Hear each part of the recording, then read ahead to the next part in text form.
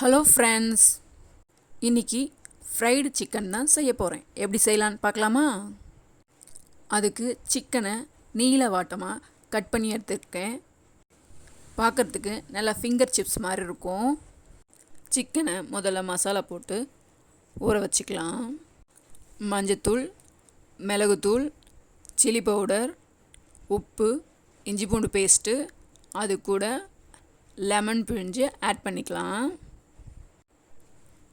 Add பண்ணிவிட்டு நல்லா பிசைஞ்சிட்டு மசாலா நல்லா ஃபுல்லாக பிசைஞ்சு எடுத்துக்கலாம். மசாலா பிசைஞ்சு எடுத்ததுக்கப்புறமா நம்ம எடுத்து வச்ச சிக்கனை ஒன்று ஒன்றா ஆட் பண்ணி நல்லா இந்த மசாலா ஃபுல்லாக ஆகிற வரைக்கும் நல்லா பிசைஞ்சிட்டு நல்லா பிசைஞ்சிக்கினா அந்த காரம் எல்லாம் நல்லா உள்ளே இறங்கிருக்கும். ஒரு அரை மணி நேரத்துக்கு நல்லா ஊற வச்சு எடுத்துக்கலாம். இது நல்லா சூப்பராக இருக்கும் சாப்பிட்றதுக்கு. மசாலா நல்லா ரெடி ஆகிடுச்சு. இப்போது நம்ம சிக்கனை ஆட் பண்ணிவிட்டு பாருங்கள், சிக்கனை இந்த மாதிரி அழகாக நீல வாட்டமாக கட் பண்ணியிருக்கிட்டு நல்லா பிசைஞ்சு எடுத்துக்கலாம். சூப்பராக நல்லா பிசைஞ்சிட்டு நல்லா ஒரு அரை மணி நேரம் அப்படியே பிசைஞ்சது ஊறட்டும். இதுக்கப்புறமா இதுக்கு மேல் கோட்டிங்லாம் கொடுக்கறதுக்கு முட்டையை உடச்சி ஊற்றிட்டு அது கூட தேவையான அளவு உப்பு, மஞ்சத்தூள், மிளகுத்தூள் ஆட் பண்ணி நல்லா கலந்து வச்சுக்கலாம். நல்லா அடிச்சுட்டு நல்லா கலந்து வச்சிட்டோம்னா சிக்கனை இதில் விட்டு போட்டு எடுக்கும்போது நல்லா சாஃப்டாக வரும். அதனால் நல்லா அடித்து எடுத்துக்கலாம்.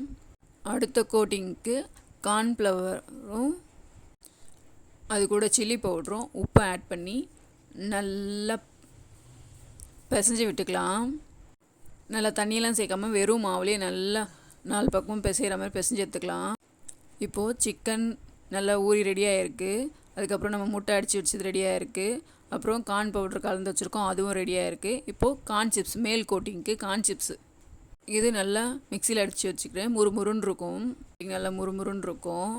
எல்லாம் ரெடியாக இருக்குது. இப்போ கடாயில் எண்ணெய் ஊற்றிட்டு எண்ணெய் நல்லா காஞ்சதுக்கப்புறமா எண்ணெய் நல்லா காயட்டும். ஃபஸ்ட்டு சிக்கனை எடுத்துகிட்டு ஊற வச்ச சிக்கனை எடுத்துகிட்டு கார்ன் பவுடரில் போட்டு நல்லா பரட்டிட்டு அதுக்கப்புறமா அதை எடுத்து முட்டை கலந்து வச்சுருக்கோம் இல்லைங்களா, அதில் முட்டையில் நல்லா பரட்டி எடுத்ததுக்கப்புறமா கார்ன் சிப்ஸ் எடுத்து வச்சுருக்கோம் பார்த்திங்களா, பவுடர் பண்ணி அதுலேயும் ஒரு நல்லா பரட்டி எடுத்துகிட்டு நல்லா காஞ்ச எண்ணெயில் போட்டோம் அப்படின்னா நல்லா ஃப்ரை ஆகி வரும். நல்லா ஒரு மாதிரி கலர் நல்லா சேஞ்சஸ் ஆகி வரும். அது வரைக்கும் நல்லா ஃப்ரை பண்ணலாம். நல்லா 2 பக்கமும் திருப்பி போட்டு நல்லா ஃப்ரை பண்ணி எடுத்துக்கலாம். பாருங்கள் எவ்வளோ அழகாக சூப்பராக இருக்குது பார்க்குறதுக்கே. இந்த மாதிரி எல்லாத்தையும் செஞ்சு எடுத்துக்கலாம். இந்த மாதிரி நீங்கள் வீட்டில் ட்ரை பண்ணியிருக்கீங்களா?